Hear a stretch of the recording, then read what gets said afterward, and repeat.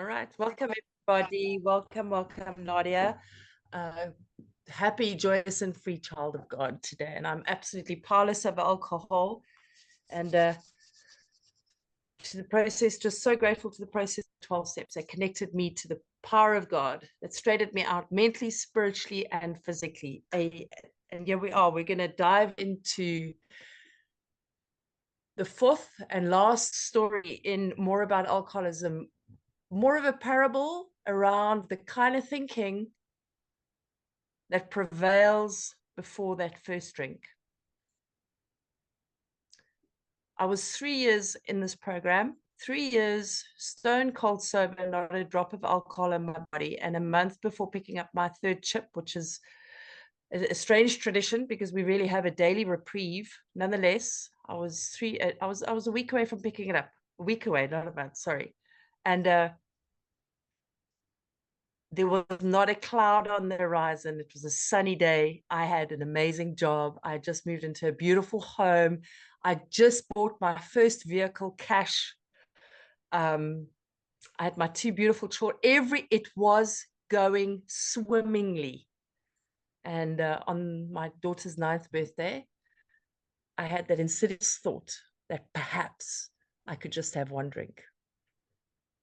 And I picked up that beer stone cold sober, working in the rooms of AA, not working a program, not working because I was working an 11-step program. I wasn't sponsoring. And within 3 months, I'd burnt my life to the ground.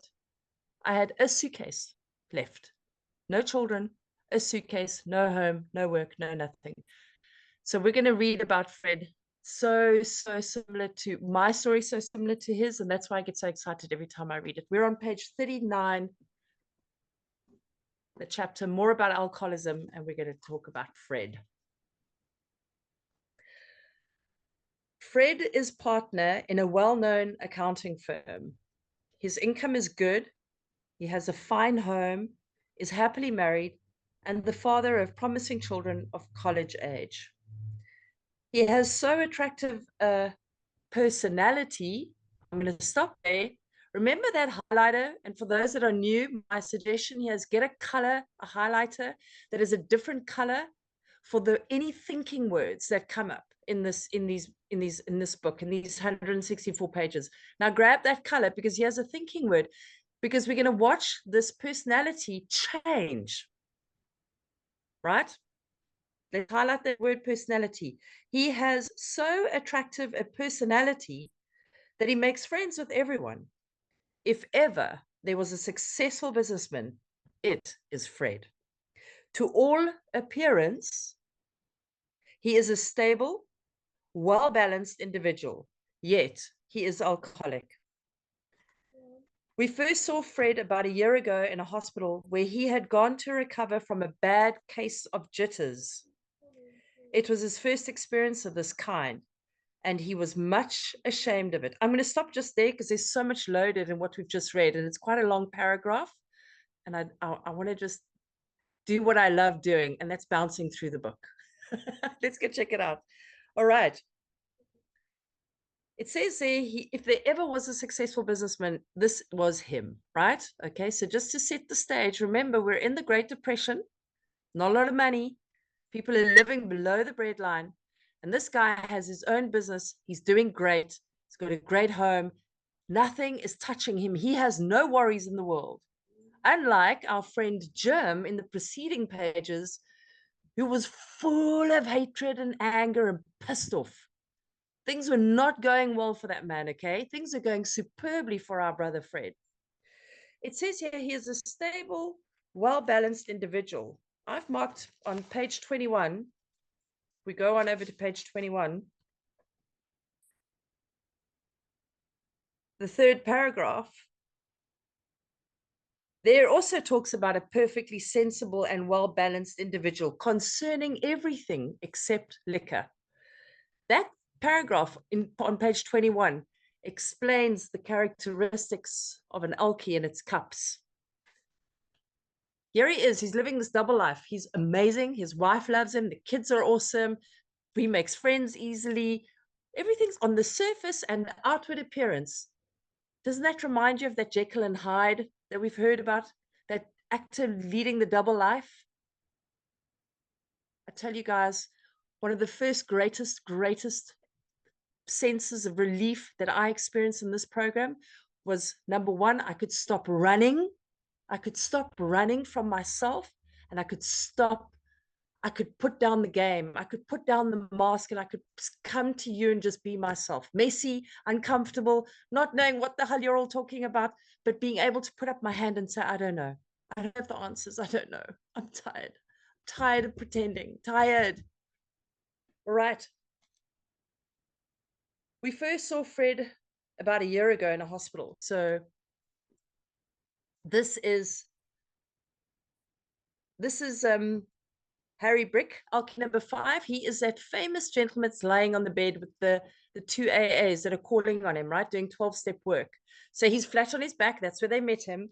And he had gone to hospital to recover from a bad case of jitters. Doesn't that remind you of that nervous disposition, that constant state that we were in, always shaking? And I'm not shaking because of the alcohol. I'm not shaking because of the copious amounts of drugs that I've done over the last 2 weeks. I just have a nervous disposition. I can't feel my feet ever because I'm always shaking. I'm terrified, driven by fear. I love the way it all ties, and it's amazing. And we're all the same. We've all got these same characteristics.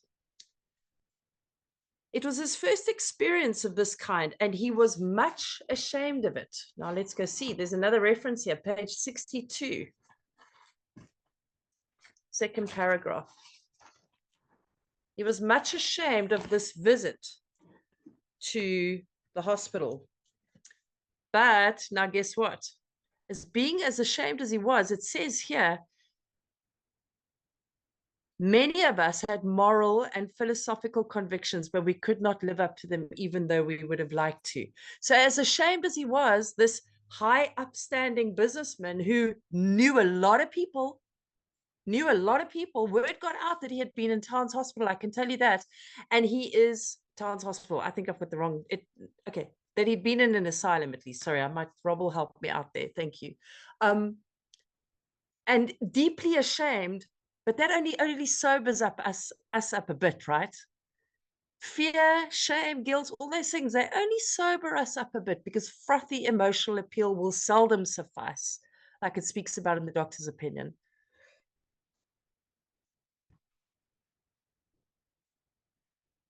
Far from admitting he was alcoholic, he told himself, there's a thinking word.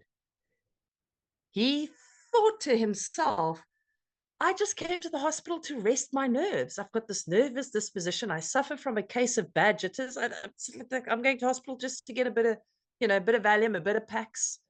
I'll settle down and then I'll be fine because it'll be different next time. The doctor intimated strongly that he might be worse than he realized. For a few days, he was depressed about his condition. You know what I pick up here? I pick up restless, irritable, and discontent. The 3 characteristics of us when we are without alcohol in our system, and whether we've got it in our system. With or without, that's our state, unless we have a spiritual solution. We've picked up that simple spiritual toolkit laid at our feet. He made up his mind. Oh, there's another thinking word. This man does not stand a chance. There is no God here, nowhere, nada, right? So he makes up his mind. He decides on his own willpower that he's going to quit drinking altogether. Okay. But it never occurred to him, another thinking word, that perhaps he could not do so. Why? Because he suffers from the obsession that he can drink like other people. And he will pursue that insanity to the gates of it. He will pursue that kind of thinking to the gates of insanity or death, in spite of his character and standing. So this is a good man. This is a successful, good guy. Okay. You would think, like, what has he got? What's his issues? Why has he got something to drink about? I was the kind of gal who had a terrible life. There was a reason that I drank. If you just had the life I had, you drink the way I do. Fred would not believe himself an alcoholic. Here's my favorite alky. Come in, brother. You're right. It's a very interesting paragraph, and it says a lot. First of all, it's interesting. It states that he is alcoholic. And then a few lines later, he said he could not accept that he was an alcoholic. My sponsor says the condition is alcoholism. What we call a person with that condition is an alcoholic. If you have someone with diabetes, you say they are diabetic, but they might call themselves a diabetic. Two different premises, same word. So he was alcoholic, which was a condition. I don't know that he told himself he could drink like other people. It says this was his first time. The first time going to jail was rough. After a while, I got used to it. You know what I mean? I wonder what took him so long to get me processed. I wanted to get in there and start playing pinochle with the crew. Well, what happens is he says he's not alcoholic. He told himself that he was in the booby hatch to rest his nerves, which may have been the case, or at least the condition proved by his excessive drinking. But he said he was going to quit drinking altogether. He didn't say that he was going to control and enjoy his drinking. He said, if alcohol puts me in the hospital, I don't want to go to the hospital. This is an embarrassing situation. I'm a respectable businessman. I've got kids and I brought shame to the family. I don't even like the fact that I'm here. So I'm going to quit drinking altogether. He didn't say I'm going to go out and social drink. Did we lose Nadia? No, she's there. Okay. Uh, so here's what happened. It never occurred to him that he might not be able to quit altogether.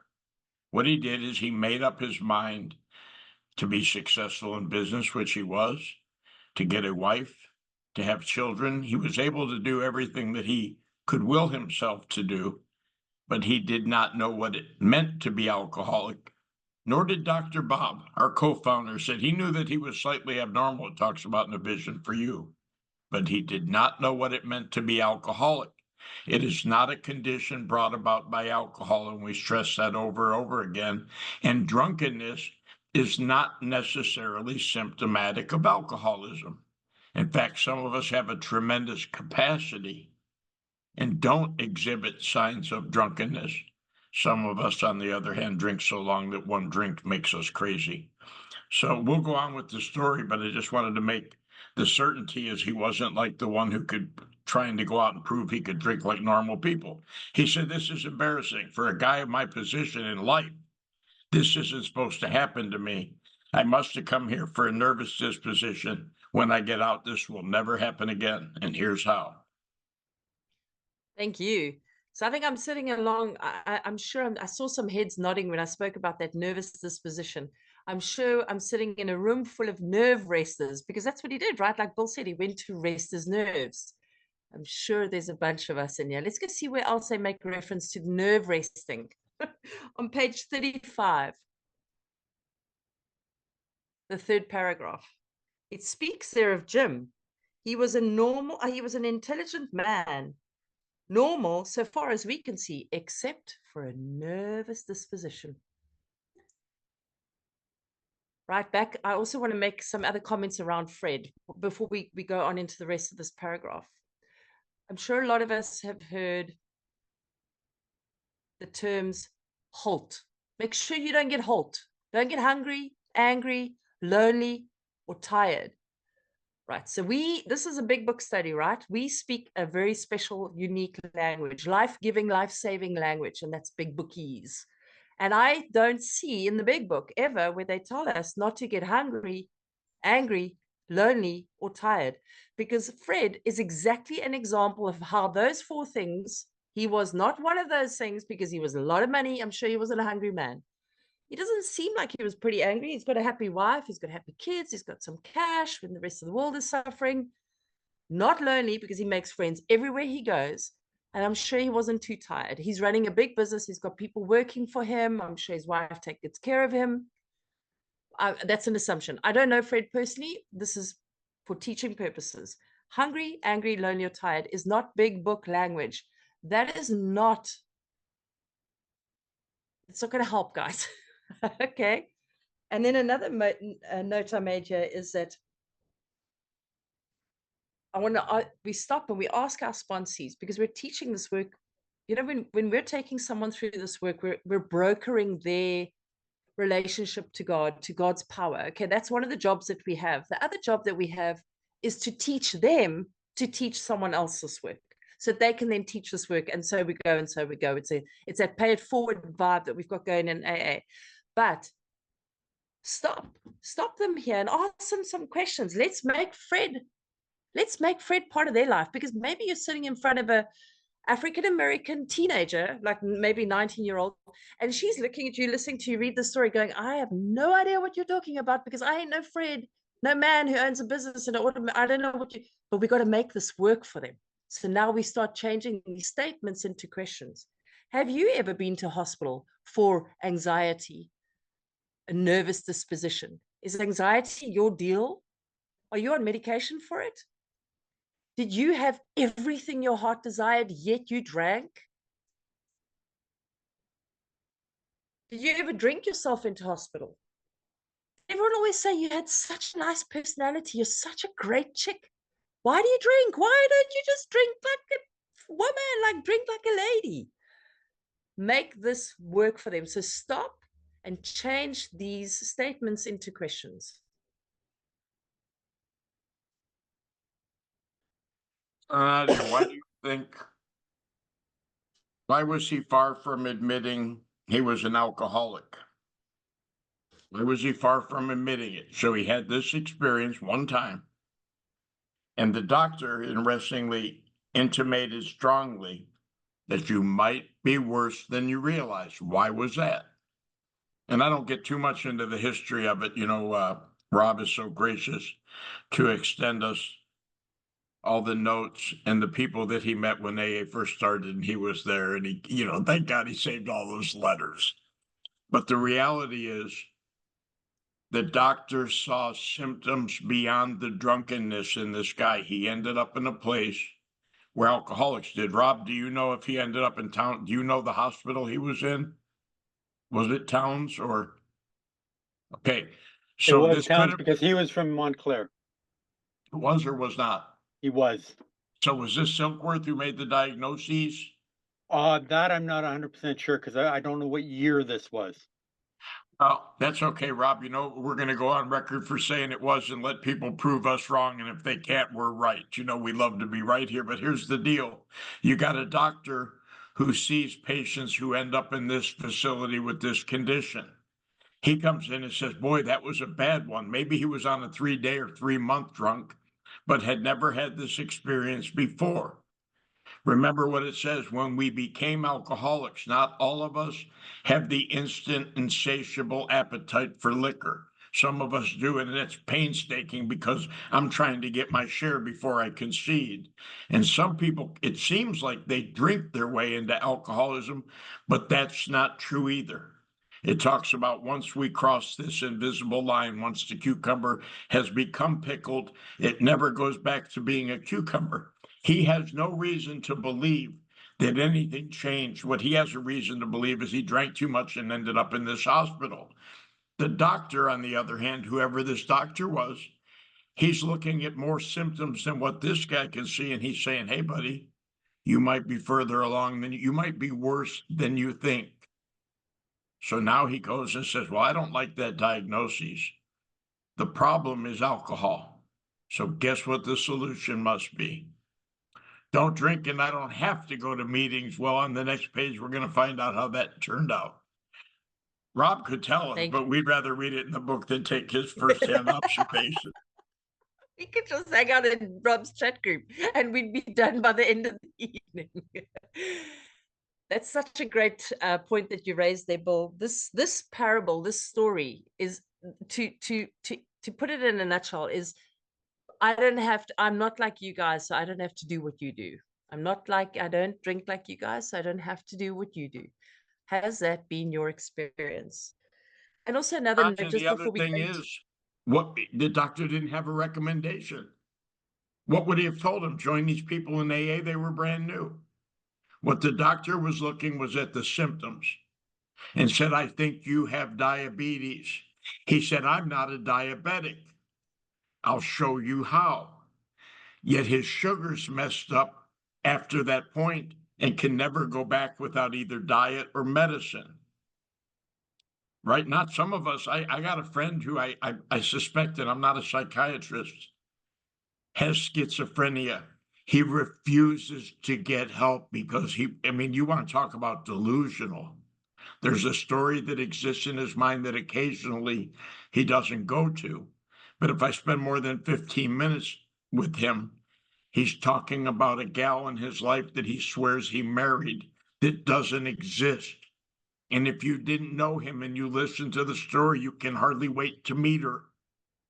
It's not real. When I suggest to him that we go see a doctor so that maybe there's some, whatever it is, some medicine or some type of something that straightens out his system, that he could have a normal life. He lives in that imaginary world and he likes it there. So not everyone, it says most of us we're unwilling to admit. That's what the beginning of this chapter is about, that we were alcoholic by every form of self-deception and experimentation. We try and prove ourselves an exception to the rule. This guy doesn't have a track record of in and out like our buddy Jim did, or like Bill in and out of Towns Hospital. This is his first experience of this kind, and he's humiliated. Wow, that never happened to me before. That'll never happen again because I said so. He would have no reason to believe that he has an alcoholic mind, but the doctor's probably looking at the progressed nature of either his body, his mind, his thinking, whatever he saw. And the doctor said to him, guess what? This may be more than just a bad case of over drinking. That's the point I wanted to hammer on. So many different myriads of this condition. Some people come to AA at 16 years old and they buy into the process and say, you know what? I met the condition. I drank more than I intended to, and it seemed like I wanted to, and I couldn't stop. I have alcoholism. Let me stay with you guys in AA. And then there are those of us who go on to the bitter end, finally looking at the bottle and saying, you son of a gun, I've given you 40 years of my life, and look at all you've taken from me. But I'll tell you what, we've been together a long time. I'm going to give you one more chance.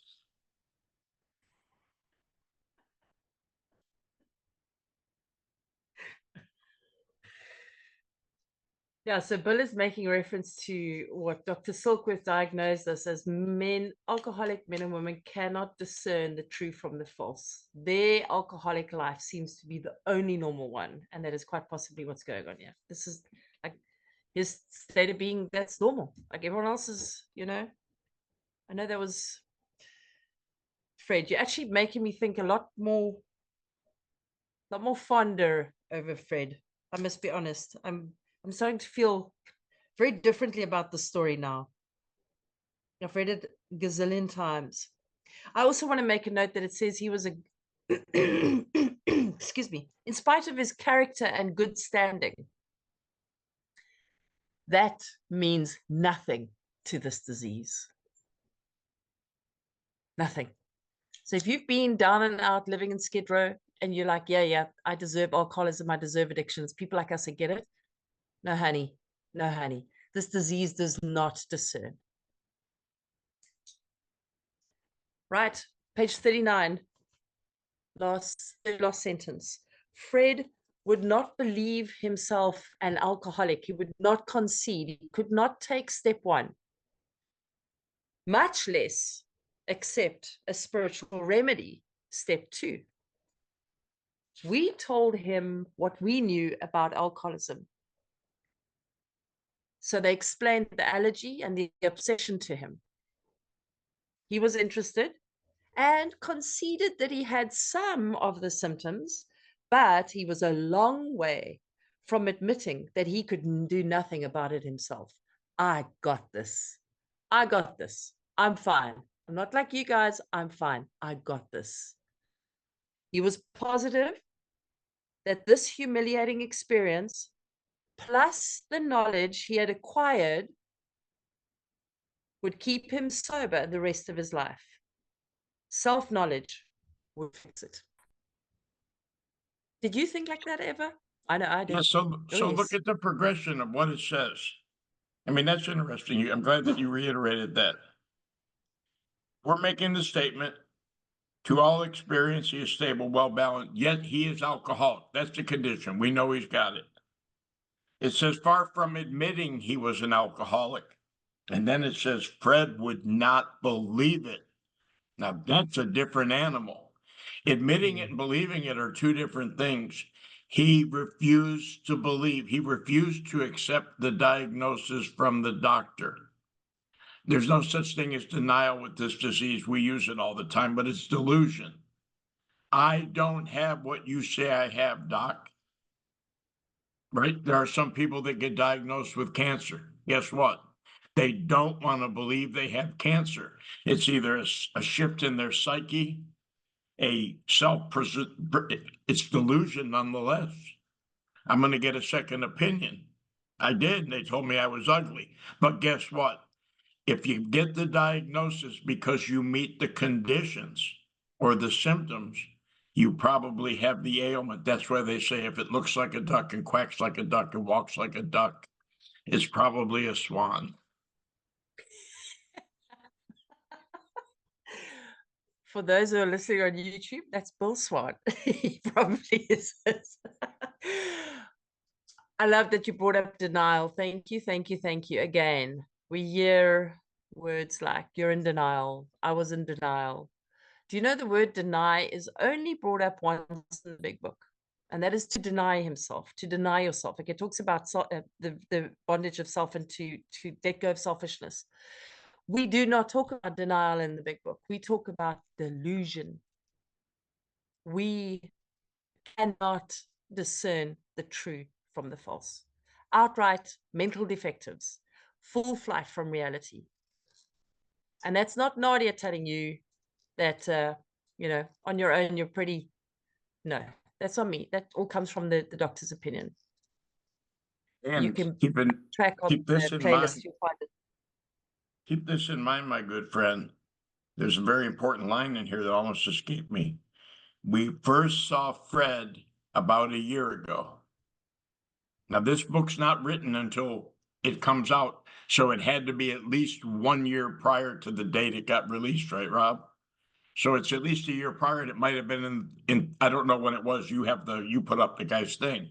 But we first saw Fred because if they don't see him and the doctor doesn't intimate to him that he might have alcoholism, why are we talking to Fred? Fred went to the hospital to rest his nerves. Why are the people writing this book, the AA members, why are they talking to this guy? You follow what I'm saying? He's not in a booby hatch. He's not in a recuperative a spa to rest his nerves. He probably ends up in an alcoholic ward, and here they come doing their 12-step work, and they run into Fred. Oh, Fred, so you have a bad case of the nerves. We're sorry to hear about your luck. Fred would not believe himself alcoholic, much less accept a spiritual remedy for his problem. So they made the call. They diagnosed him, even though the book says you can quickly diagnose yourself. Well, guess what? If you end up here, we're going to go ahead and we're going to make an opinionated judgment when we're usually correct. We have an eye for spotting our own. You have something that a spiritual experience might be the only remedy for. And Fred said, I don't need that. We told him what we knew about alcoholism. He was interested and conceded he had some of the symptoms. So now he's talking about his condition. It says, well, I can see that. Yeah, I've had that happen. Yeah, me too. I'm not one of those things, but he was a long way. He still needed more evidence for himself from admitting that he could do nothing about it himself. I appreciate what you guys are telling me. You're much worse than I. I have much better willpower, more moral standing, and better position in life. I will take care of this on my own. But guess what? consequences that bring us to AA.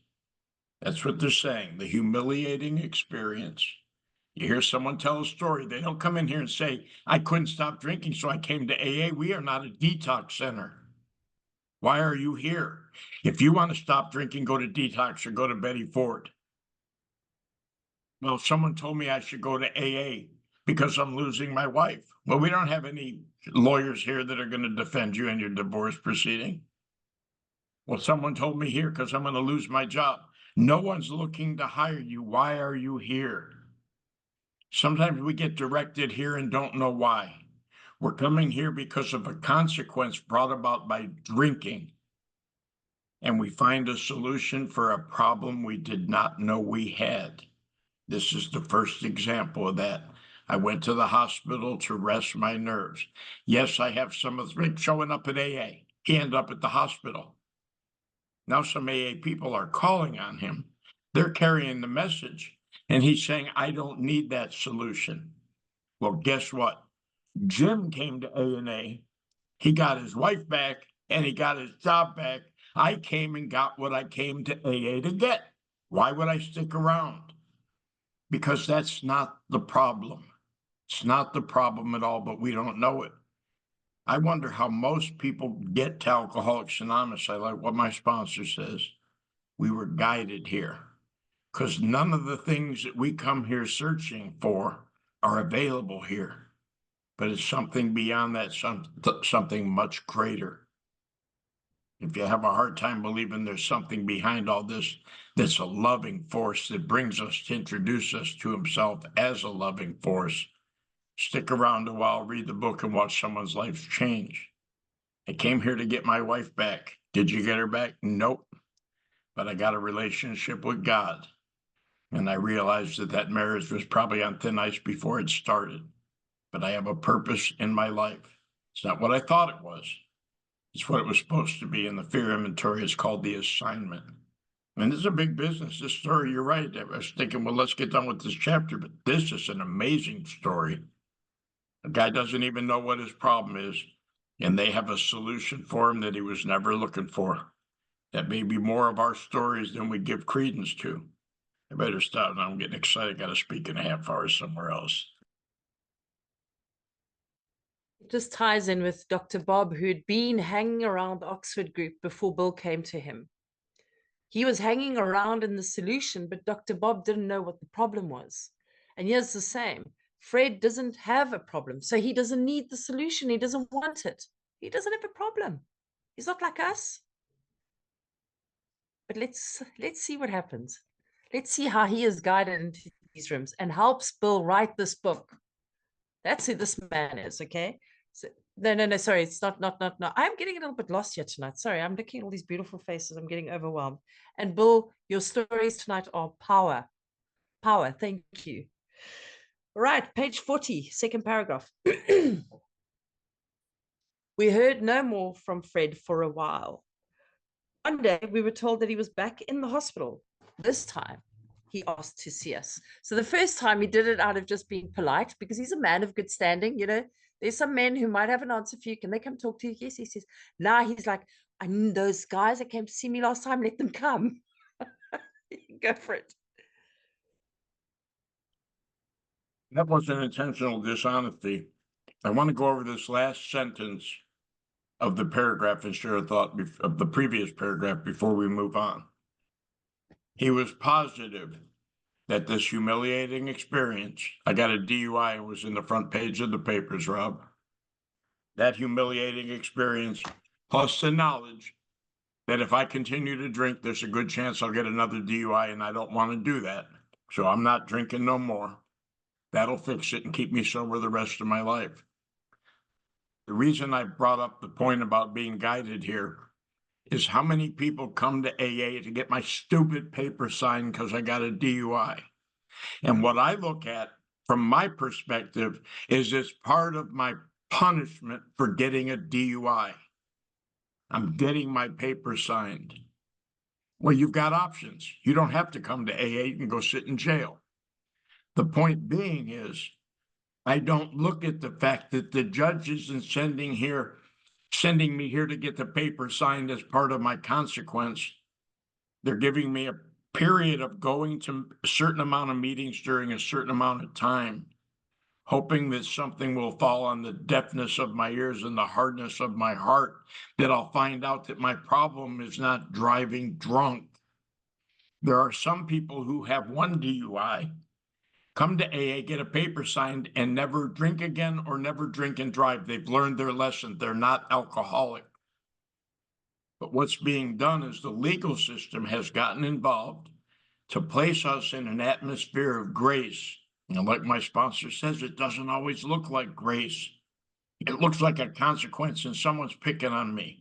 I drove drunk a year and a half ago. I paid the fines. I've been to court. I haven't had a license. And now as part of my punishment, I got to go to A&A and sit around all these losers. Well, guess what? Those losers might hold the words of life to you. Pay attention.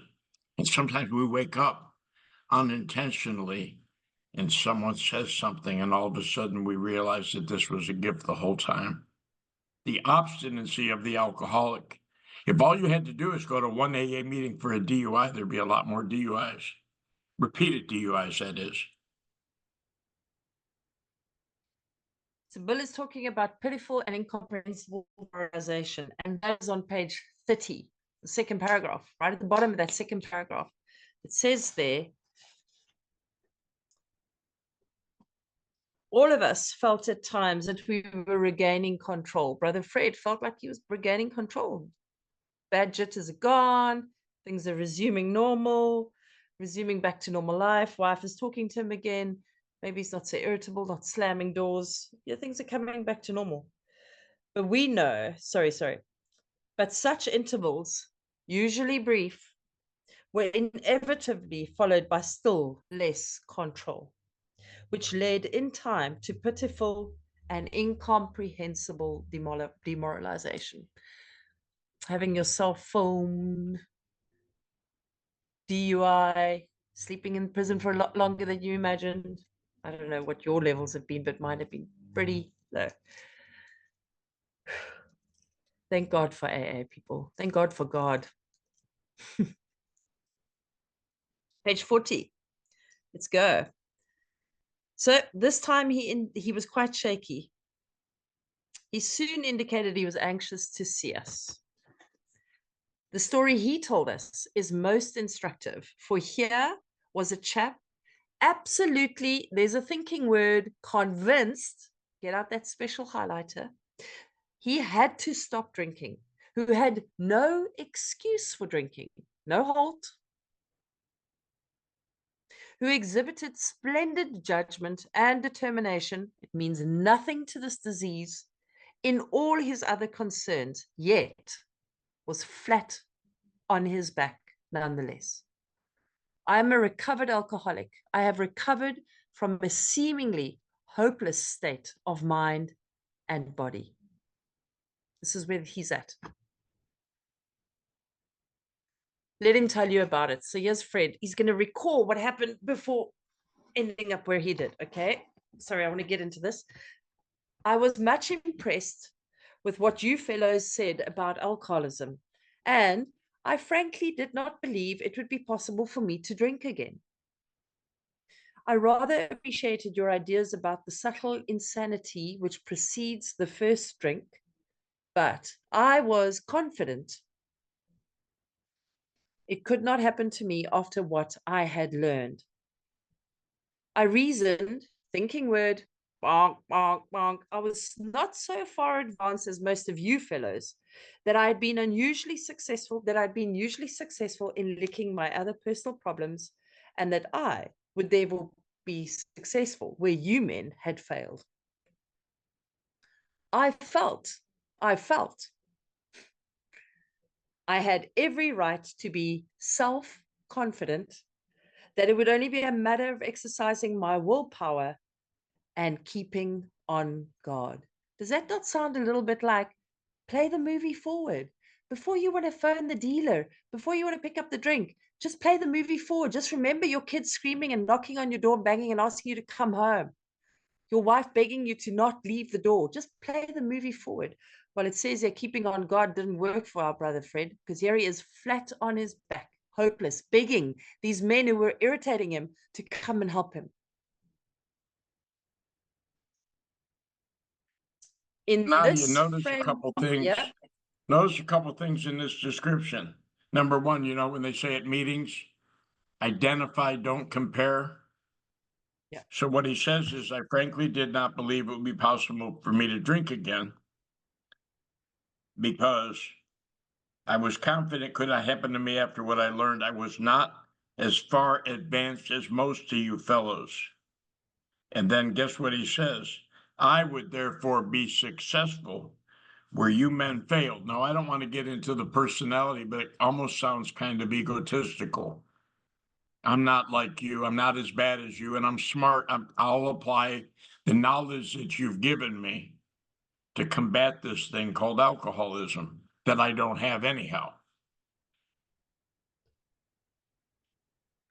Yeah, So and I yeah, felt I had every right, and I don't think it was too obtuse or arrogant for him to say, I felt that I had every right to be self-confident. Anything I had ever put my mind to, I was able to master, overcome, or accomplish. He's saying that, looking at my life. But the fact of the matter is, alcoholism has not a lot to do with what I know, and what they're really describing is, and they talk about 15 different ways that are sane thinking and the insane idea always running parallel with it till it finally trumps it. The insane idea wins out, and he's going to tell us about one.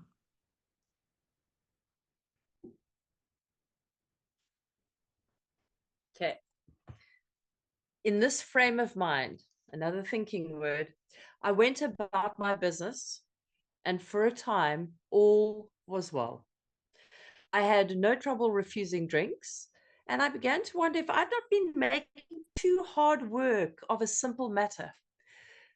We face a subtle foe, guys, cunning, baffling, and powerful. It comes back as an insidious thought. Maybe I was making a big deal of this. Maybe it's not as bad as what they said it was.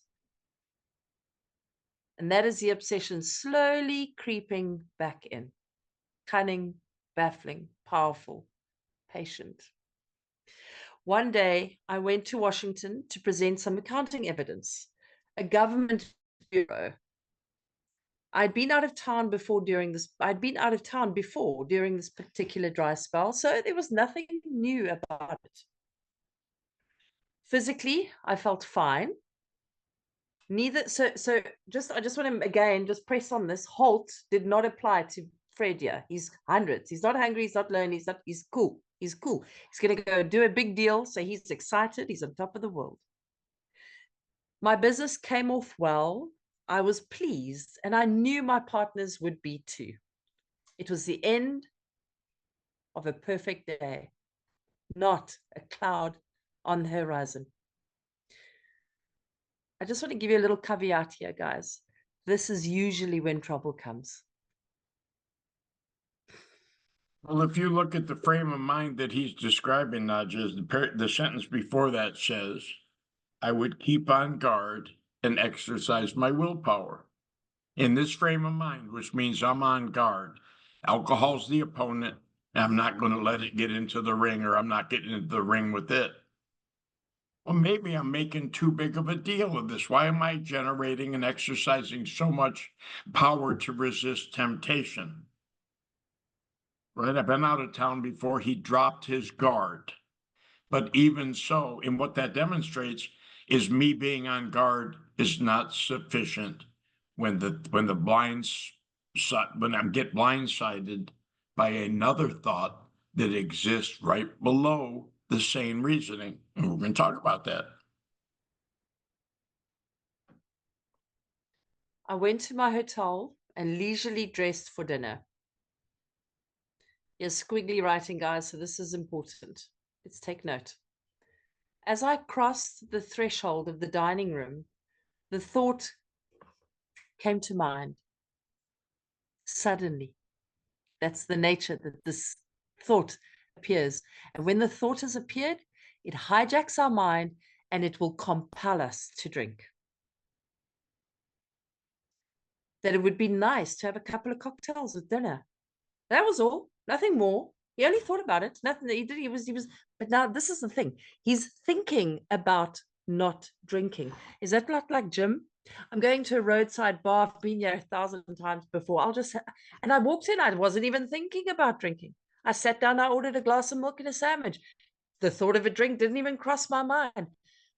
Yes, my brother, but the thought of not drinking crossed your mind. All right, let's keep going. I ordered a cocktail and my meal. Look at the nature within which this thought and the action, there's zero decision between the thought and the action. Zero decision. He thought it, and the next thing he had a drink in his hand. Then I ordered another. There's the allergy. One, we have one in, and the thirst kicks in. After dinner, I decided, he's like, oh, I've had a drink. Maybe I should go walk it off, right? I decided to take a walk. When I returned to the hotel, it struck me. This also beautiful word that describes how the thought comes. It struck me that a highball, which is a tall glass with a lot of ice with whiskey in, he's obviously saying, like, if I have tons of ice, then it's not going to be so bad. It'll water down the whiskey. Like, does that sound familiar? Would be fine before going to bed. So I stepped into the bar and I had one. I remember having several more that night and plenty next morning. I have a shadowy recollection of being in an airplane bound for New York. Guys, besides the fact that we get into recovery and we have some amazing superpowers done to us, we got some superpowers in active alcoholism as well. We do some serious time traveling. You start drinking on Tuesday and you wake up on Thursday and you're in a different city, in a different state. Like, that's amazing wizardry, right? So here he is. He's done some time traveling. It's called blackouts. And finding a friendly taxi cab at the landing field instead of my wife. What does it talk about frothy emotional appeal on the doctor's opinion, page XXVIII? Don't worry about bouncing there. But it says frothy emotional appeal seldom suffices. His wife's pleas and the fact that she didn't come and fetch him was not enough to deter him to stop what he was doing. The driver escorted me about for several days. I know little of where I went or what I said and did. Then came the hospital with unbearable mental and physical suffering. Let's go see what this is called. Man, this is so powerful. Page 151, second paragraph. Is this your experience? Do you know these guys? Do you know these guys? Terror, bewilderment, frustration, and despair. The four horsemen. Those guys shared my bed, they shared my bathroom, they shared my shower, they shared my hair, they shared my car, they shared every damn space I've ever had in my life. Was these four horsemen. So let's stop there. Let's change these statements into questions. Have you been driven around in a taxi cab for days, not knowing what you've done, what you've said, where you've gone? Maybe not a taxi cab, maybe some stranger's car, some new best friend that you met in a bathroom. You know, us girls, we're always making besties in the bathrooms. Have you woken up with terror, bewilderment, frustration, and despair gripping at your throat? Have you time traveled where you've blacked out and not remembered why, whose bed you've woken up in, where your car keys are, where are your kids? Where's your wallet? Where's your mind? Bill, I'm mindful of your time, my brother. You have to leave.